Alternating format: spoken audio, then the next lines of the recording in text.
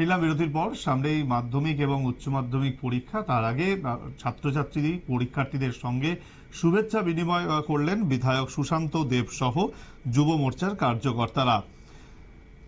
আজ সকালে বিশালগড় রাউতখেলা এলাকায় মাধ্যমিক এবং উচ্চ মাধ্যমিক পরীক্ষার্থী ছাত্রছাত্রীদের সঙ্গে আগাম শুভেচ্ছা বিনিময় করেন তারা। এছাড়া বিশালগড় 1 নম্বর গৌতমনগর এলাকায় মাধ্যমিক এবং উচ্চ মাধ্যমিক পরীক্ষার্থী ছাত্রছাত্রীদেরকে আগাম শুভেচ্ছা বিনিময় করেন। উপস্থিত ছিলেন বিধায়ক সুশান্ত দেব সহ যুব মোর্চার কার্যকর্তারা।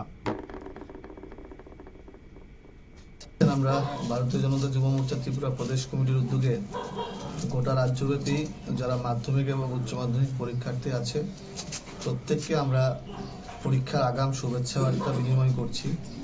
তো সেই সুবাদে আজকে আমি এলাকার বিধায়ক হিসাবে এবং যুব মোর্চার উদ্যোগে যে কার্যক্রম, সেই কার্যক্রমকে সম্পন্ন করার জন্য বিশালগড় বিধানসভার 50 নম্বর বুথে পরীক্ষার্থীদের বাড়ি বাড়ি গিয়ে আগাম শুভেচ্ছা বিনিময় করি এবং পরীক্ষার্থীদের পরীক্ষায় যেন ভালো রেজাল্ট হয় সেই আশা ব্যক্ত করি।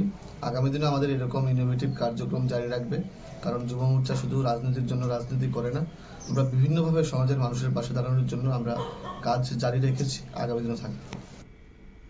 শুনতেই পেলেন, প্রতিটি বাড়ি বাড়িতে যান বিধায়ক এবং সমস্ত যারা পরীক্ষার্থী তাদেরকে শুভেচ্ছা জানান, তাদের হাতে কিছু পুরস্কার কিছু উপহার তুলে দেন, যাতে তারা পরীক্ষায় আগামী দিনে খুব ভালো রেজাল্ট করতে পারে তার জন্য সব রকম ভাবেই তিনি প্রার্থনা করেন এবং শুভেচ্ছা বিনিময় করেন।